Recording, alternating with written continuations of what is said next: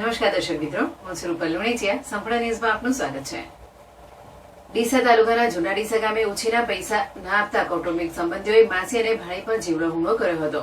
પથ્થર વડે હુમલો કરતા ગંભીર રીતે ઇજાગ્રસ્ત માસી ભાણીને સારવાર માટે ડીસાની સરકારી હોસ્પિટલમાં ખસેડવામાં આવી છે. ડીસા તાલુકાના ઢુવા ગામે રહેતા ભારતી મુકેશભાઈ પટણી જૂના ડીસા ગામે શાકભાજીની લારી ચલાવી પરિવારનું ગુજરાન ચલાવે છે.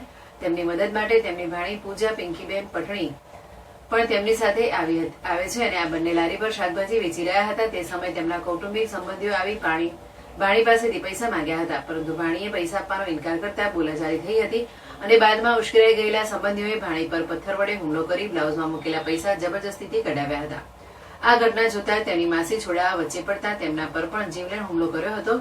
2 મહિલાઓ સહિત 5 લોકોએ પથ્થરમારો કરી હુમલો કરી આરતી બંને માથાના ભાગે ગંભીર ઇજાઓ પહોંચાડી હતી, જ્યારે પૂજાબેનને પણ વાળ ખેંચી ઉખાડસી કરી હતી. બનાવને પગલે આજુબાજુના લોકોએ દોડી આવી માસી ભાણીને વધુ મારમાંથી બચાવ્યા હતા અને ગંભીર રીતે ઇજાગ્રસ્ત બંનેને સારવાર માટે ડીસાની સરકારી હોસ્પિટલમાં ખસેડ્યા હતા. ઇજાગ્રસ્ત માસી ભાણીએ સારવાર કરાવી પોલીસ ફરિયાદ નોંધવાની તજવીજ હાથ ધરી છે.